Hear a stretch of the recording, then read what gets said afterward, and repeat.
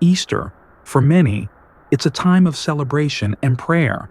But in some places, during the most seemingly ordinary moments, things have happened that no one wants to talk about. An unlocked door, knocks with no source, and eyes that don't belong to any human.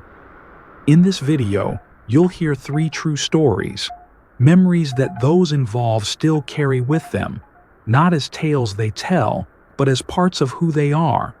No one saw blood, no one screamed, but in the end, no one ever forgets. If you're someone who enjoys creepy, real, and haunting stories like these, subscribing to this channel doesn't just help me keep telling more, it also lets me know I'm not telling these stories alone. Truly, thank you if you hit that subscribe button. Each subscriber is like a silent nod between us, in the dark. Now, turn off the lights, put on your headphones. And if you hear knocking behind you, don't turn around. It's not your turn yet.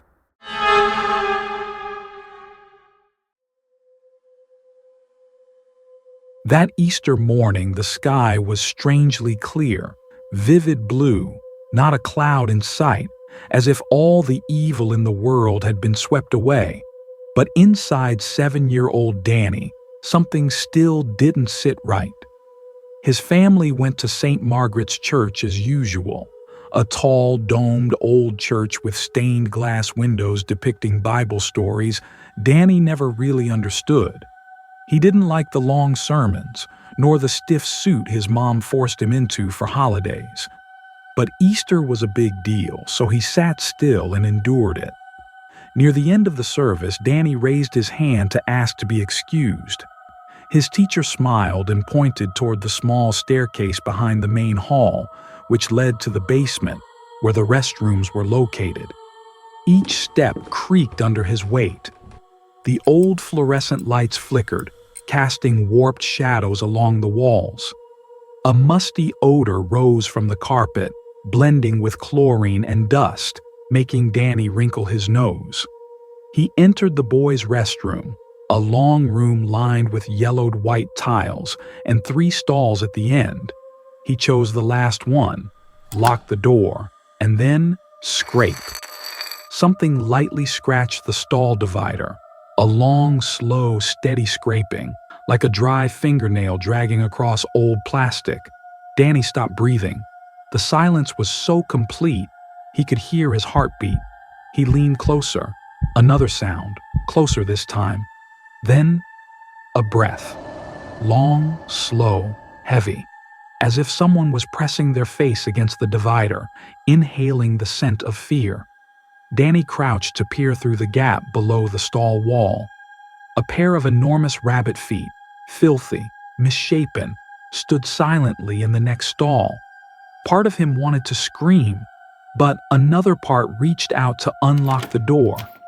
As it creaked open, Danny came face to face with something that did not belong in a church on a Sunday morning.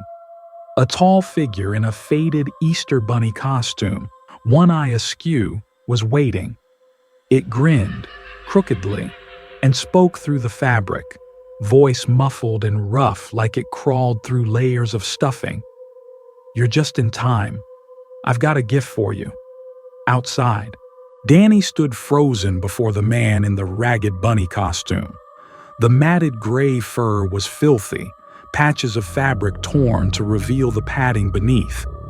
The left eye of the mask drooped off center, giving the illusion that the bunny was staring over Danny's shoulder, though he could feel the real eyes behind the mask locked onto him. "You're the first one today," the voice rasped from behind the mask, dry, warped, like it came from an old speaker. Danny didn't know why he didn't run.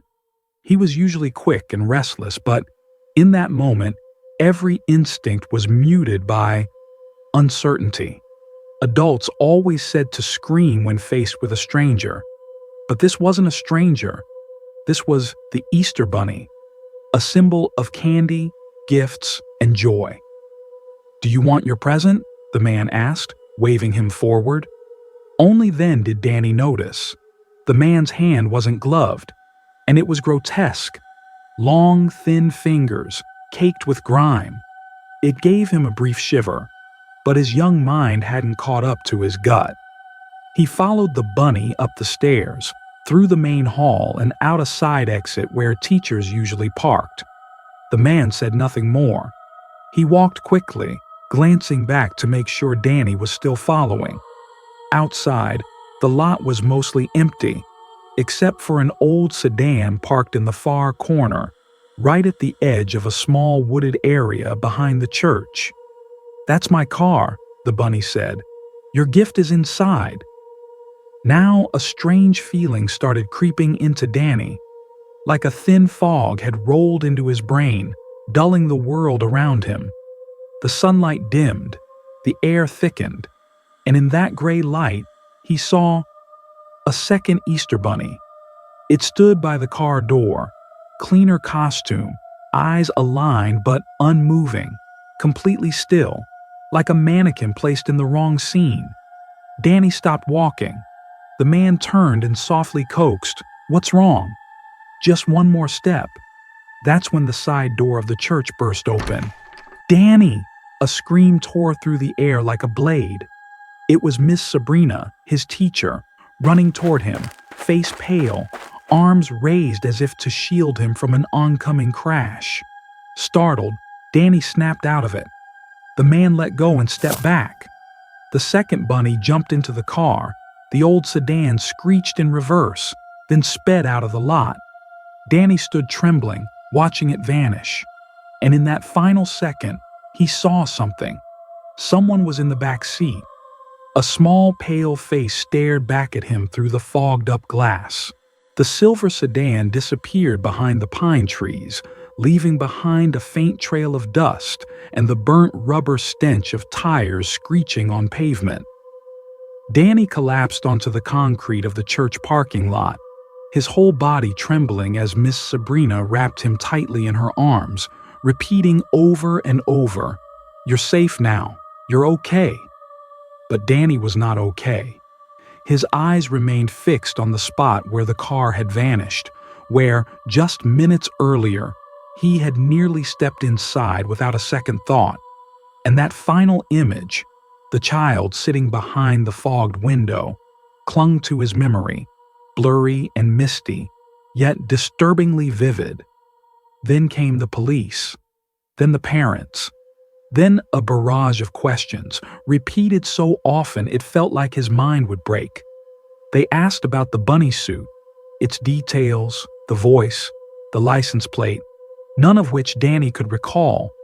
All he remembered was the smell, musty, burnt, like wet wool left too long in a basement. The official report was released 2 days later. "No children are reported missing in the area," the officer reassured Danny's family. He may have imagined it due to the stress. Imagined it? Danny had been lured out of the church, nearly shoved into a strange car by two adults in Easter Bunny costumes, one of whom was holding another child. But no car was found. There were no cameras in the parking lot, no sign of forced entry into the basement. And stranger still, according to maintenance records, the boys' restroom in the church basement had been locked shut since the previous month due to plumbing repairs. No one was supposed to be using it, so why was it open? Miss Sabrina was the only one who believed him. She stayed with him after school, listened without judgment. Once, when Danny mentioned he thought someone had been waiting in the stall, she froze. Her eyes drifted left, staring into space as if recalling something that should have remained forgotten. "Maybe," she whispered. "They knew you'd be the one to go down there." From that day forward, Danny never used a bathroom alone. He always checked under the stall doors before entering. He also began to hate Easter, the chocolate eggs, the stuffed rabbits, the costumes. They all made him nauseous. Years later, when the town renovated St. Margaret's Church, they found something no one could explain. Inside the wall that separated the two bathroom stalls, where Danny had once sat, there was a small hollowed-out gap. just wide enough for an adult to slip a hand through, or to watch through a crack. No one could say when it had been made, but one thing was clear. It wasn't an accident. 10 years later, Danny still had never shared the full story with anyone but Miss Sabrina. Not because he forgot, but because he didn't want anyone thinking he'd made it up. The fear was too real, too precise to be childhood imagination. He grew into a quiet, calm teenager, avoiding crowds. He didn't like parties, he didn't like churches, and he absolutely never attended Easter events. But one April day when he was 17, Danny received a small package in the mail. No return address. Inside was a child's toy, a white plastic Easter egg. He opened it. Lying in his palm was a glass eye, small, round, and cracked with a diagonal fracture, exactly like the off-center eye on the old Easter Bunny costume. There was no note, no message, just the eye, silently staring back at him, like a whispered reminder. I haven't forgotten you. Danny threw it away. But that night, he couldn't sleep. He lay in the dark, eyes wide open, remembering what Miss Sabrina once said. Maybe they knew you'd be the one to go down there. Yes, he hadn't been hunted. He had been waited for the right moment, the right child, the right bathroom, and the right unlocked door. From then on, every time Danny passed the old church, now permanently closed, he glanced toward the basement, and he wondered, how many other Dannys never had someone scream in time?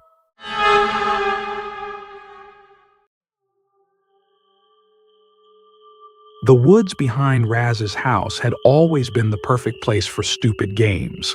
The kind of stupid only a tight group of friends could invent and turn into a tradition year after year. They called it Egg Hunt Manhunt, a twisted version of Easter egg hunting mixed with stealthy ambushes. Only now, they weren't kids anymore. That year, a boy named Tyler had just turned 17, marking his third time playing the game. Every year, on Easter night, just as the last hints of sunset filtered through the tall pines, the gang, Raz, Arthur, Chuck, and a few others, would gather at Raz's place. His parents were usually away, and the house sat right at the edge of a dense forest where cell service flickered like a dying flashlight. Same rules, Raz announced, shoving a tiny flashlight into Tyler's hand. 3 hide the eggs, 3 hunt. Whoever finds the egg with the final code wins. Tyler nodded, pulled up his hoodie, and retreated toward the trees, waiting for the start signal. Darkness fell faster than he expected. 10 minutes into the forest, and the world around him had already turned a deep gray. Dry leaves crunched beneath his feet, betraying his every step. Tyler switched on his flashlight, the narrow beam slicing through bushes and low branches. Everything looked familiar, the Y-shaped tree, the large rock by the path, but something felt off. Then he saw a figure, hunched low, silently hiding behind a bush. Without thinking, Tyler was certain it was Arthur, the best hider in the group. He crouched low, creeping in like a seasoned hunter. But the moment he lunged, Arthur turned around. It wasn't Arthur.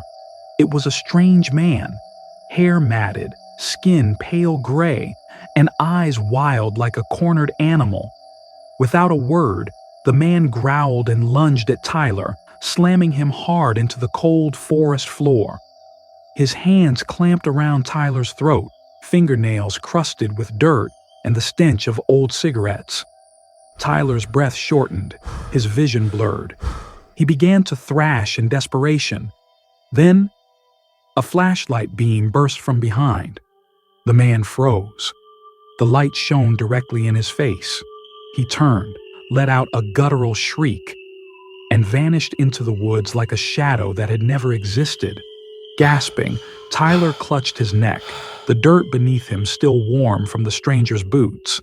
A flashlight beam hit his face. "Tyler? That you?"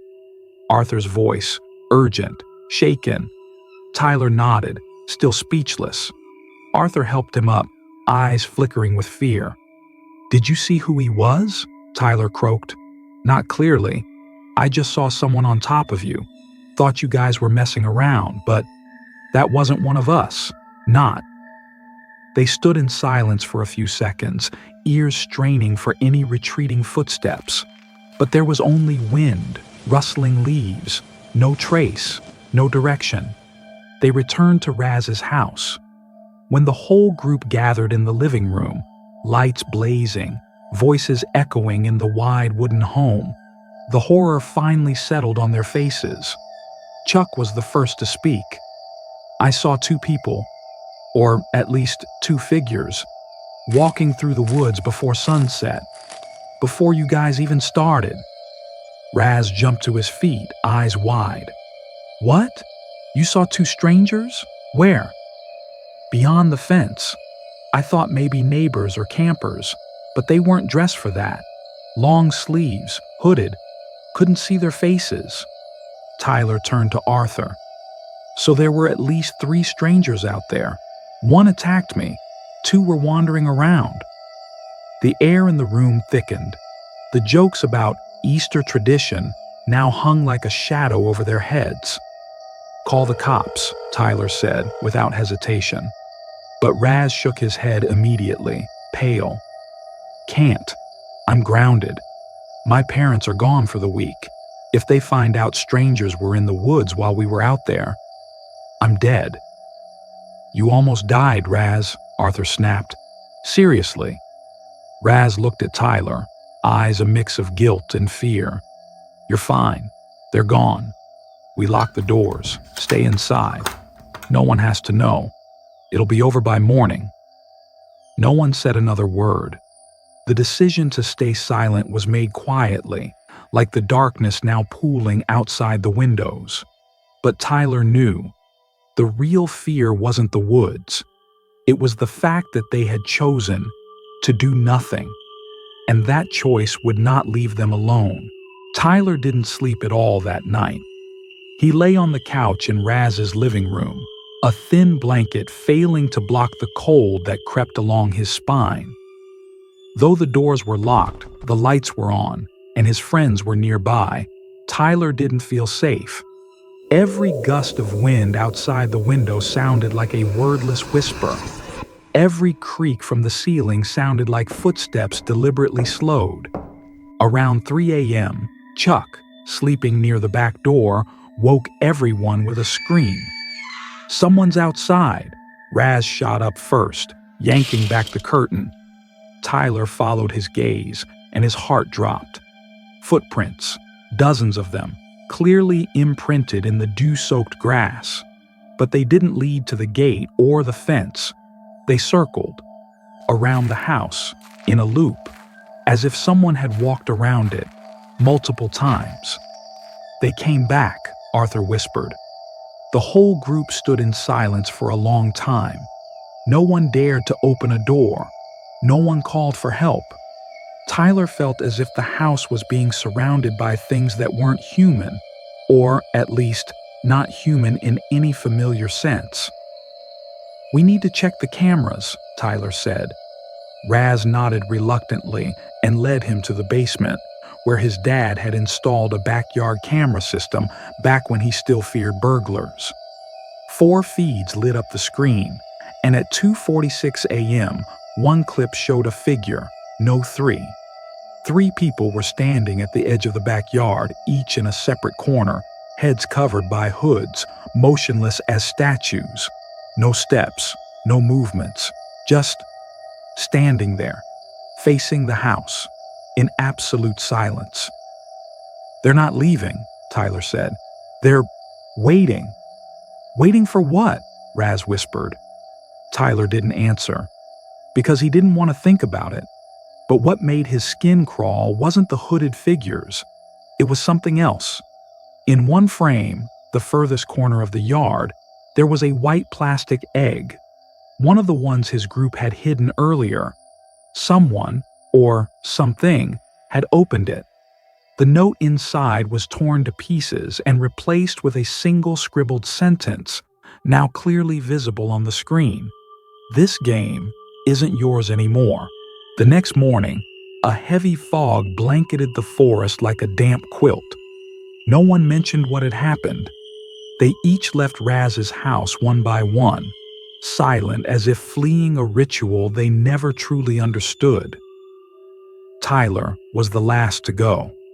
Before getting into his car, he turned to look at the woods behind the house where the game had begun. The trees stood still, quiet, as if no one had ever walked beneath them. But he knew, silence doesn't mean emptiness. It only means listening. A few days later, Tyler decided to break the silence. He told the local police, at least the part he could explain. They took notes, promised to check the area. No results, no tracks, no one besides some kids playing in the woods. But Tyler knew. Those footprints weren't made by any of his friends. A few weeks after that, Raz transferred schools. No one heard from him again. Arthur and Chuck stayed in touch with Tyler, but only through occasional texts. Whenever that night came up, they changed the subject, like acknowledging it might bring it back. The following Easter, Tyler received a message. No name, no number. Hunting again? He deleted it. But 3 nights later, he dreamed of the woods behind Raz's house. In the dream, he was lost, and scattered all around were white eggs, open, empty, or filled with handwritten notes no one remembered writing. He couldn't recall the exact words, only the cold dread that lingered after waking up. His shirt was soaked in sweat, and he understood. Some games, once you've played them, you're never the one making the rules again.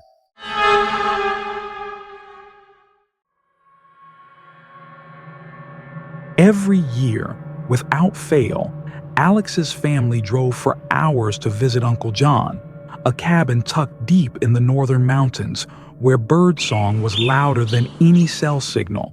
To Alex, it was Easter dressed as hell.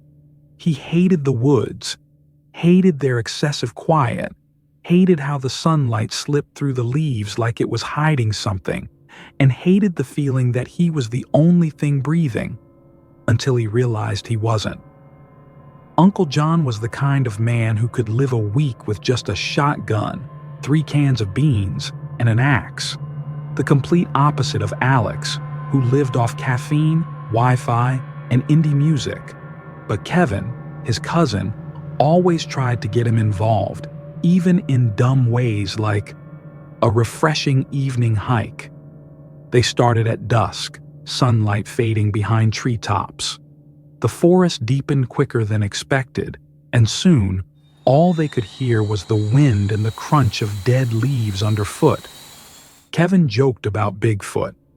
Alex said nothing, fiddling with his phone, trying to stream music, but there was no signal. Then they heard it. Knock. A sound like something tapping wood. Steady, deliberate, not random. Probably a woodpecker, Kevin muttered. Sounds more like a hammer, Alex replied, tugging at his sleeve. They turned a corner past a rotting tree stump and froze. Ahead stood 3 ancient pine trees, tightly clustered. Nailed to each trunk, nearly 10 feet off the ground, were upside-down crosses, secured with thick, dark nails that looked stained with dried blood. Both stood in stunned silence. Then, from behind them, a voice rasped, "Close. You boys shouldn't be here." Alex spun around. Just a few steps away stood a man dressed like a lumberjack, scruffy beard, hollow black eyes, not angry, but warning. Without a word, Kevin grabbed Alex's wrist and ran, and the forest behind them felt eerily still, as if it had just swallowed a piece of time. They ran in silence, only the sound of thudding hearts and ragged breaths between them. Neither dared look back. It felt as if they did. They'd see more than just one man. Only when the cabin came into view, its dim glow flickering through the trees, did Kevin stop, still gripping Alex's wrist so tightly it had gone pale. "What the hell was that?" Alex panted, voice trembling. "I don't know, but I swear his eyes, they weren't normal." They slammed the door shut behind them as if trying to keep the entire forest out. Uncle John was cleaning his hunting rifle. When they told him everything, from the knocking sound to the upside-down crosses to the strange man, he looked up and frowned. "Where were those crosses?" "About half a mile from the tree line," Kevin replied. "3 of them. Identical." Uncle John stood, still holding the gun, his eyes darkening. "No one around here puts that stuff up. I know everyone in these parts, and no one's stupid enough to hammer those signs into trees." "What do you mean?" Alex asked. "Upside-down crosses aren't a prank, kid. Not around here. Some sick groups do rituals in the woods. There are rumors. Animal sacrifices, midnight gatherings." No one slept well that night. Alex curled up on the couch, eyes fixed on the kitchen window facing the woods. Something kept him from closing the curtains.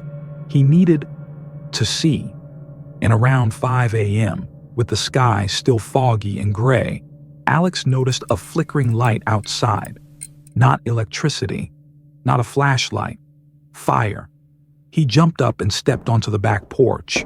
His heart pounded as the sight became clear. 3 figures, each holding a small torch, stood motionless at the edge of the woods, only about 30 meters from the cabin. They didn't move. They didn't speak. They just stood there, facing the house, as if keeping watch. Alex didn't scream. He turned back inside to find Uncle John asleep in his hammock. But the moment Alex whispered, "They're back," John shot upright, his rifle already in hand. Without a word, he stepped out onto the porch. 3 gunshots cracked through the forest, ripping the silence like a blade through cloth. The figures vanished into the mist, as if they had never been there. But Alex knew they had. And it wasn't their first visit. After the 3 deafening gunshots, the forest seemed to fall mute. No birds, no rustling leaves, just a thick stillness, like even the air was holding its breath. Uncle John stood motionless for a long time, eyes locked on the part of the woods where the torchbearers had vanished. Finally, he turned, quietly slid the balcony door shut, locked it tight, and drew every curtain in the house. "We don't talk about this. To anyone. Got it?" he said, his voice low and heavy, enough to make both Alex and Kevin nod in silence. Breakfast that morning was cold and untouched. No one ate much, and every conversation steered away from the night before. But in Kevin's eyes, Alex saw something had changed. A wild edge, a watchfulness, like an animal that had once been hunted. The next afternoon, Alex asked to leave early. He didn't want to spend another night there. On the way back to the city, he checked his phone. Signal weak, but enough for browsing. He started searching for upside-down crosses, cult activity in the mountains, and unsolved disappearances. One old article surfaced, dated 1997. A young girl had gone missing while camping with her family, less than 5 miles from Uncle John's house. No body, no trace, just a child's hat left behind at the forest's edge. In the comments section of the article, one post was pinned, written by an anonymous account. "They don't take people to kill. They take the ones who hear." Alex felt his throat go dry. He remembered the knocking sound deep in the woods, the raspy voice warning them, "You boys shouldn't be here." And the eyes of the bearded man, not angry, but desperate, not a threat, but a sentinel. Alex began to understand. That man didn't want them to see the three crosses, didn't want them near that place, not because he feared they'd be harmed, but because he feared they'd know. They'd hear something no one should hear, something that, once heard, the torchbearers would never forget your face. After that trip, Alex never went back to Uncle John's cabin. He found every excuse not to: school, part-time jobs, even faking illness. But no one questioned it, not even his parents. They didn't know. They couldn't know. And Alex never told them. But it didn't end in the woods. One night, nearly a year after his last visit, Alex was sitting in his room when his phone buzzed. A strange message. No contact name, no number. Just 3 words. "Did you hear?" He shot up. The lights flickered once, then came back on. He pulled open the curtains. 3rd floor apartment, empty parking lot below. Nothing. But as he turned his back, knock. A single knock echoed from behind the wall, like wood striking wood. Chills surged down his spine. Alex rushed to check. No one. Nothing unusual. Just an echo? A few weeks later, he moved. Cut ties with Kevin. Turned down every family Easter gathering. But every year when April came around, Alex had the same dream. An old wooden cabin. The damp edge of the woods. 3 figures holding torches, standing just a few steps away, motionless. Behind them, a bearded man sat by 3 upside-down crosses, whispering over and over, "Don't let them hear." Alex always woke just as the sentence cut off. His shirt was drenched in sweat, and he knew what he'd heard in those woods back then. It wasn't a sound. It was a memory. And once you've heard, you're already part of it. 3 stories. 3 encounters with things no one could explain. But if there's one thing they all have in common, it's that everything started so ordinarily. Thank you for staying until the very last moment. If you're still listening, if your eyes are still wide open in the dark, then I know you're one of us. The ones who don't chase screams, but seek that real, spine-chilling feeling. Like the video if you got goosebumps at least once. Comment below which story haunted you the most, or share your own strange experience. And if you want me to keep telling real stories, secrets only whispered after dark, then don't forget to subscribe. Every subscription tells me you're listening. And to those who've already subscribed, thank you from the bottom of my heart. You don't realize it, but you're the reason these stories aren't forgotten in silence. I'm CreepLine. See you in the next strange dream. And remember, not everything in a bunny costume is here to bring gifts.